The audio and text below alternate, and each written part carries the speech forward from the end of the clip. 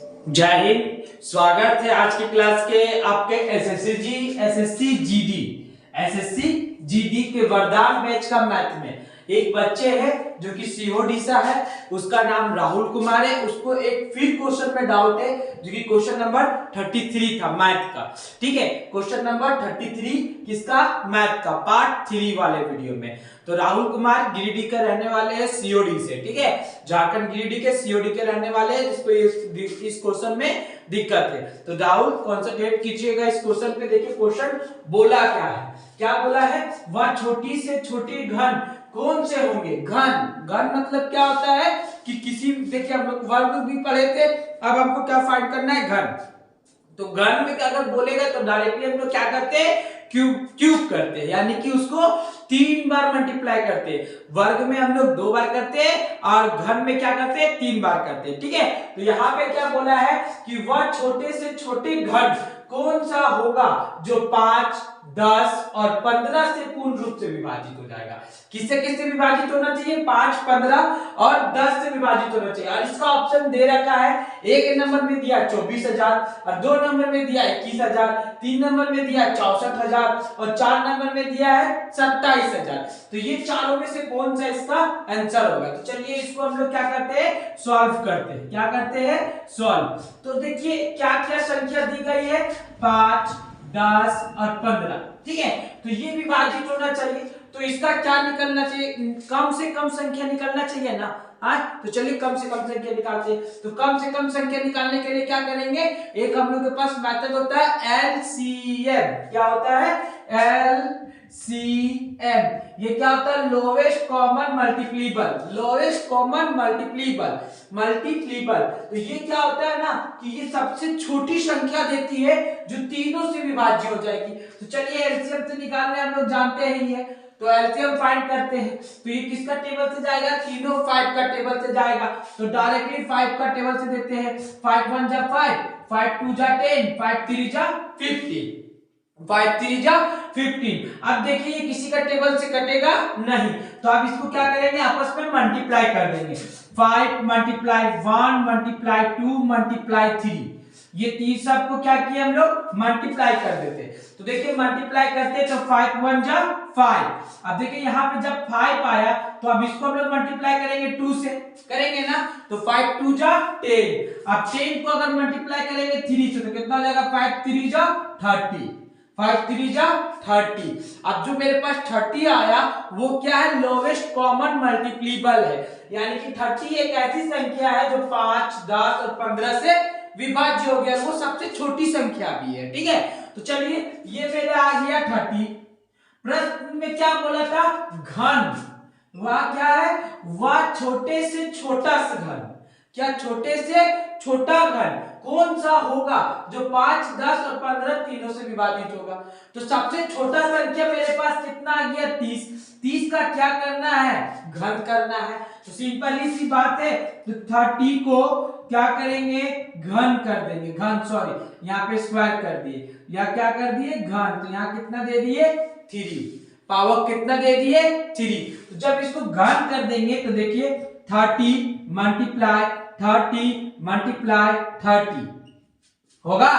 चलिए तो 3 को 3 से मल्टीप्लाई करेंगे तो 3 3 जा 9 और 1 0 और 1 0 कितना हो गया? 2 0। यहाँ कितना आया?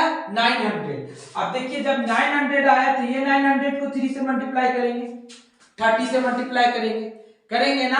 तो देखिए सिंपल ही एकदम आसान ट्रिक है। 9 का टेबल 3 बार पढ़ दीजिए। 9 3 जा 27। अब 0 जितना है सारा काउंट कर देते हैं। 0 कितना है? 1 2 3। तो यहाँ पे कितना 0 बैठा देंगे? 1 2 3। तो ये मेरा कितना बन जाएगा? 27,000।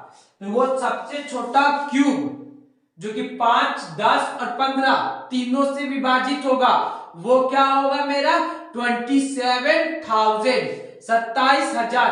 क्या ऑप्शन में कहीं 27,000 है? हाँ, देखिए ऑप्शन में 27,000 है, तो इसका ऑप्शन नंबर डी हो जाएगा। इसमें कोई दिक्कत? एकदम आसान सा क्वेश्चन था। इसका एलसीएम निकाल के क्यूब कर देना था, जो क्यूब निकलेगा वही तो हमारा आंसर रहेगा। लेकिन देखिए इस बच्चे को क्या है? इस क्वेश्चन में डाउट है। 35 क्वेश्चन नंबर में डाउट है। तो देखिए क्वेश्चन नंबर 35 एसएससी जीडी वरदान बैच का, ठीक है। तो उसमें देखते हैं कि क्या क्या दिक्कतें थी उसको। तो इसको तो क्वेश्चन सबसे पहले पढ़ते हैं, ठीक है। क्वेश्चन क्या बोलता है, एक 9 अंकों की संख्या है। देखिए यहाँ पे एक संख्या जो दी गई है कितने 9 अंकों की, यानी कि 9 अंकों की संख्या दी गई है, ठीक है। तो जो कि संख्या 72 से क्या है, विभाज्य है। किससे विभाज्य है, शंकर संख्या 72 से विभाज्य है।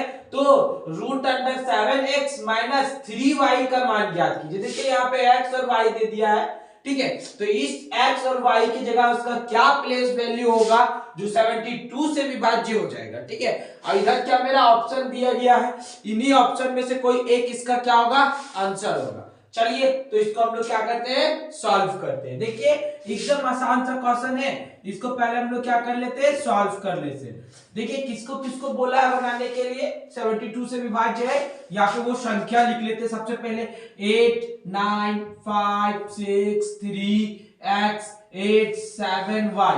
ये किससे डिविजिबल है, 72 से डिविजिबल है, ठीक है। अब यहाँ पे एक चीज हम लोग कॉमन देखते हैं कि जब ये 72 से डिविजिबल है तो क्या 8 और 9 से डिविजिबल नहीं होगा, होगा, क्योंकि 8 9 जा 72 होता है, ठीक है। तो यहाँ पे इसको हम एक और लिख लेते हैं, क्या लिखते हैं, 8 9 5 6 3x फिर 8 7 y।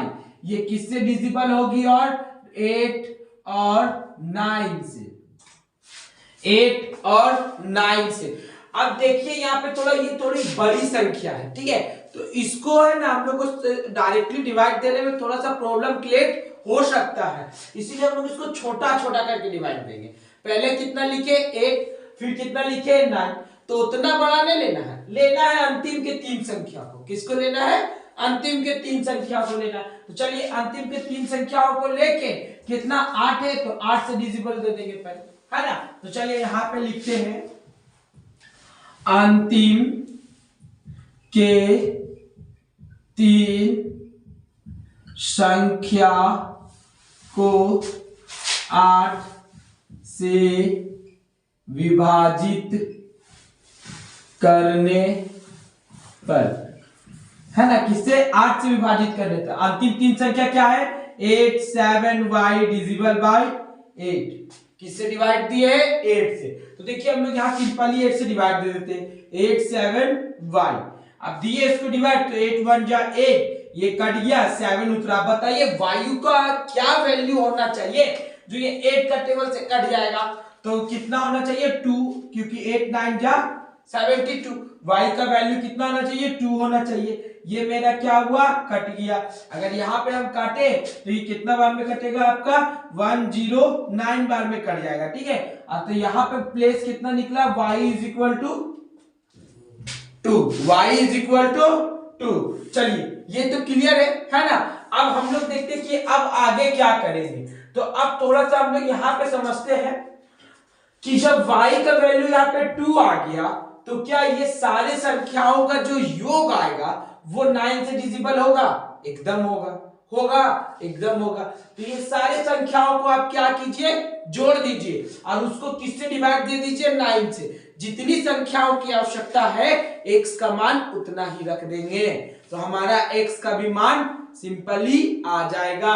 चलिए आप लोग अब यहाँ पे लिखते हैं, क्या लिखते हैं, सभी 9 संख्याओं का योगफल, क्या, योगफल यानी कि जोड़, योगफल 9 से विभाजित होगी। किससे विभाजित होगी, 9 से विभाजित होगी। तो सारी संख्याओं का योग निकाल दीजिए, कितना कितना दिया गया, 8 9 5 6 3 x 8 7 और y का वैल्यू कितना प्रूफ किए, 2 लिखिए। अब सबको जोड़ दीजिए, 8 और 9 17, 17 और 5 22, 22 और 6 28, 28 और 3 28 और 3 28 3 31। x को अभी छोड़ देते हैं, 31 और 8 39, 39 और 7 39 और 7 46, 46 और 2 कितना हो गया 48। यहाँ पे क्या हो जाएगा 48 प्लस x, 48 प्लस x। अब देखिए यहाँ पे हम क्या बोले थे कि 9 संख्याओं का योगफल 9 से विभाजित होगा। कितना से विभाजित होगा 9 से विभाजित होगा। तो क्या 48 9 से विभाजित है? नहीं है। तो इसमें और कितने का मान चाहिए जो 48 से डिवाइडेड हो जाएगा ना। तो देखिए सिंपली से हम लोग सोचते हैं, ठीक है, 9 5 जा 45, 9 6 जा 54। तो ये जो x का वैल्यू कितना रखे, यहाँ पे प्लस है तो आगे की ओर जाएंगे, सिंपल सा बात है। तो अगर माइनस रहता तो पीछे की ओर मूव करते, प्लस है तो आगे की ओर मूव करेंगे। तो x का वैल्यू कितना होगा जो कि यहाँ पे क्या आ जाएगा 44, है ना। तो अब हम लोग LHS और RHS का फॉर्मूला, LHS और RHS से x का वैल्यू प्रूफ नहीं कर सकेंगे। चलिए x क्या करें हम लोग कॉमन निकाल लिए, x हमको प्रूफ करना है तो इसको कॉमन निकाले। और यहाँ पे कितना लिख दिया इज इक्वल टू का उधर RHS में 54 था, माइनस कितना कर दिए 48, माइनस कितना कर दिए 48। तो x का वैल्यू मेरे पास फाइंड आ गया, x is equal to 54 minus 48, तो कितना बन गया 6। अब देखिए मेरे पास x का भी वैल्यू आ गया, y का भी वैल्यू आ गया, दोनों का वैल्यू आ गया। y इज इक्वल टू 2 और x इज इक्वल टू 6। अब हमको जो फार्मूला में बोला गया था करने के लिए वही करेंगे। क्या बोला गया था कि रूट अंडर कितना है 7x माइनस 3y कीजिए। क्या कीजिए 7x माइनस 3y। तो चलिए रूट अंडर 7x और 3y को करते हैं। 7 multiply x is equal to कितना है 6, तो यहाँ क्या लिखेंगे 6 minus 3 multiply y is equal to कितना है 2, तो यहाँ क्या लिखेंगे 2। गुड। अब चलिए हम लोग आगे बढ़ते हैं यहां से। अब देखिए 7 6 जा 42, तो यहाँ कितना लिख देते हैं 42 माइनस 3 2 जा 6, यहाँ कितना लिख दिए 6। अब हम इसको क्या किए यहाँ पे अब माइनस करना है रूट अंडर, तो 46 में 6 माइनस कर दे तो कितना आता है मेरे पास 36। अब देखिए 36 है, अगर 36 को तोड़े तो 6 मल्टीप्लाई 6 नहीं होगा, एकदम होगा। तो 6 मल्टीप्लाई 6 जब हो गया तो 2 6 के लिए 1 6 बाहर आएगा और रूट मेरा खत्म हो जाएगा। तो क्या मेरा आंसर 6 नहीं होगा? और वैसे भी 36 का अगर रूट तोड़े तो कितना निकलता है 6 आता है। 6 6 जा 36। कोई दिक्कत? क्या ऑप्शन में देखिए मेरा कोई आंसर है 6 है ऑप्शन में।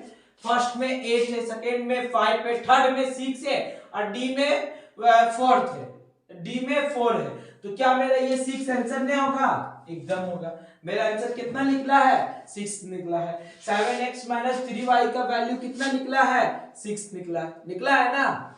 चलिए देखिए कितना आसान सा क्वेश्चन था, सिंपली सिर्फ इसको घुमाया गया था, बीच में एक्स वाई डाल दिया, लेकिन इसका स्मॉल से स्मॉल ट्रिक से आप तक के पास इसका सोल्यूशन पहुंचाने का कोशिश की है। ठीक है, उम्मीद करते हैं कि समझ में आया होगा। और एक बात आप लोग को बता देते हैं, अगर इस साल आपने ठान लिया कि वर्दी लेना है तो कितनी भी मुसीबत राह में क्यों ना है, हम लोग को विचलित नहीं होना है और हमें करके दिखाना है, और करके क्या वर्दी पहन के भी आना है। और उन लोगों के लिए ये सबसे बड़ा अच्छा मौका होगा जिसको हमेशा यह ताना सुनने को मिलता था कि तुम कुछ नहीं कर सकोगे। आज उन लोगों के मुंह पे तमाचा मारने का मौका मिला है आपको, तो इसे ऐसे गवाए ना और नियंत्रण निथक भाव से प्रयास करें और इस साल वर्दी को पा के रहे। चलिए ठीक है, मिलते हैं अगले क्लास में। आज के लिए इतना ही, जय हिंद।